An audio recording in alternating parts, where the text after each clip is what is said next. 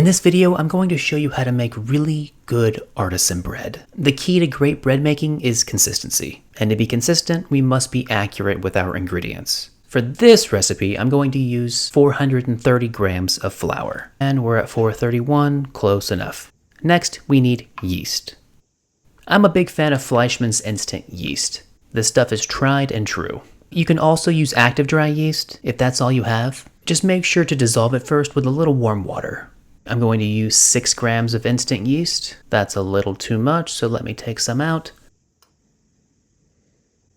Here's what it looks like up close. You can see the granules are much smaller in comparison to active dry yeast. Then I'm going to measure out about 9 grams of just regular granulated salt. Now that we've got our ingredients precisely measured out, we'll put it all together. In a large glass bowl, I'm going to start by adding flour.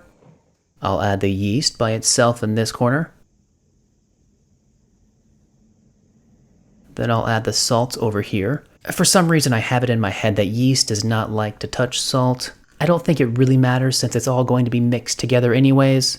Now for the water. My house is always pretty cold, so just to give everything a bit of a start, I like to make sure that it's lukewarm, somewhere between 90 and 100 degrees Fahrenheit. Now I'm just going to bring all of this together. We want the flour to be evenly hydrated before we let it rise. This is looking good. I'll just get this little bit off the spoon and then switch to my hands to further mix. So this bread doesn't really require any kneading, making it one of the easiest breads to make. I just want to make sure that the dough is cohesive at this point. I'll just give it a light press here and there and really incorporate the flour. Maybe a couple stretches, but really we just want the dough to be nice and uniform. It should be moderately sticky at this point. If you're finding it hard to manage, feel free to dip your fingers in water or a little bit of olive oil, and it might help the dough to not stick to your fingers.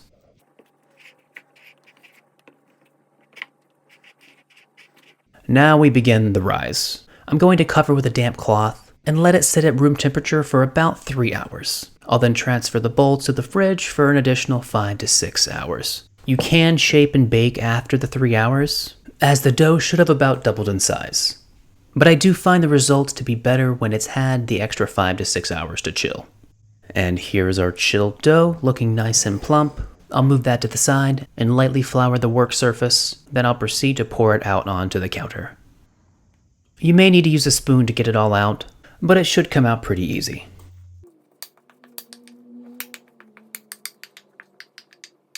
And here we are. I'll use my handy bench scraper. I'm just going to divide the dough in half, since I'm going to make 2 separate loaves here. And of course I sliced it uneven, but that's okay. We're just going to have 2 different sizes of bread. No big deal. I swear, every time I do this.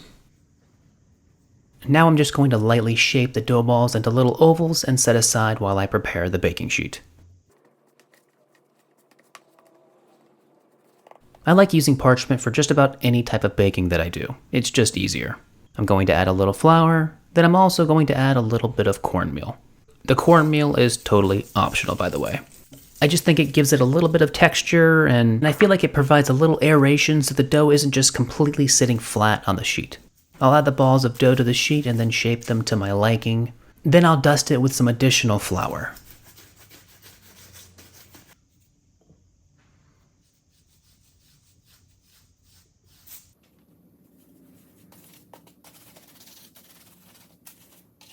Now we just need to let this rest for an additional 45 minutes at room temperature. The easiest way to do this is just to add a little bit of saran wrap over the top. This will help it retain moisture and not dry out. After 45 minutes, we can unwrap these, and you can see that they've slightly expanded. Go ahead and preheat your oven to 475 degrees Fahrenheit. We want it nice and hot. While we wait for the oven to come to temperature, I'll go ahead and reshape these a little bit.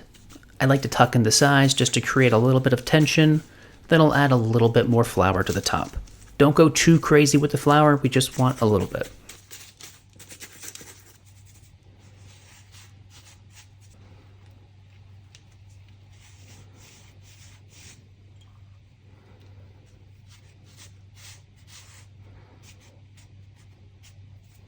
Then I'll score by slicing diagonally, about a 1/2 inch deep.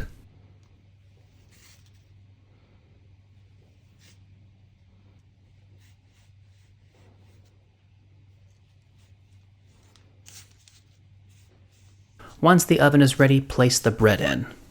Cooking at a high temperature like this will help it rise quickly.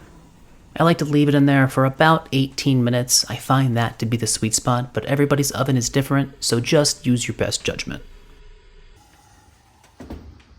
And here we are.